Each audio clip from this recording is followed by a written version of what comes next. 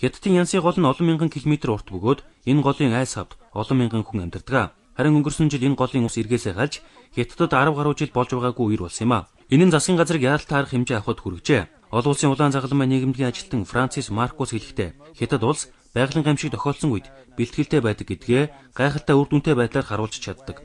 Жишээ нь үер болох үед маш олон хүнийг нүүлгэн шилжүүлэх нүсэр ажлыг гардан хийж чадсанаас нь үүнийг харж болно гэсэн байна.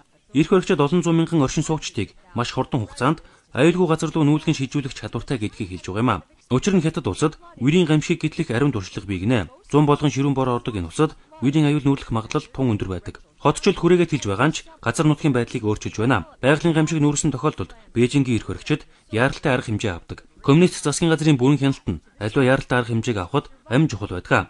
Хэрэгцээ хангамжийн барааг хүргэн амьд үлгэсдгийг аварч төвшний нэмэгдэж байгаа усны ямыг хаахын тулд ардын чөлөөлөх армийн албан хаагчдыг байгалийн аюул нүүрсэн газар руу илгээдэг байна. Ийхүү Хятадын эрх хөрөгчдийн авдаг яаралтай арга хэмжээ нь нийгмийн доктортой байдлыг хангах зорилготой ажилтдаг тэдний хувьд өөрсдөд нь итгэх ард иргэдийн итгэл найдварыг нэмэгдүүлэхэд тун чухал байдаг гинэ. Хятадд бүр эрт үеэс эхлээд улсын удирдагчид үер гих мэт байгалийн аюул нүүрсэн үед хэрхэн арга хэмжээ авч байгаагаар нь удирдлага, засаглал хэр сайн байна уу гэдгийг дүгндэг байсан. Тиймээс тэд энэ ажлыг зөв хийх ёстой гэдгээ мэддэг байсан гэж олон улсын улаан загалмай нийгэмлэгийн ажилтан Франсис Маркус хэлж байна. Гэвч засгийн газрыг үерийн үед хэрхэн арга хэмжээ авсан нь нэлээд шүүмжлэлд өртжээ. Цахилгаан гаргаж авах зорилгоор 3 таланг босгосон байна. Байгаль орчин болон нийгмийн үр дагаврыг нь харгалзахгүйгээр түншлэн үерийн аюулыг хэрхэн давж гарахыг нь нарийн тооцож үзэлгүйгээр далангийн барилгын ажлыг эхлүүлсэн байна. Гэхдээ Хятадын ихэнх иргэд үерийн үед олон мянган хүнийг нүүлгэн шилжүүлэх арга хэмжээ авчиж чаддаг засгийн газрынхаа үйл ажиллагаанд сэтгэл хангалуун байдаг байна.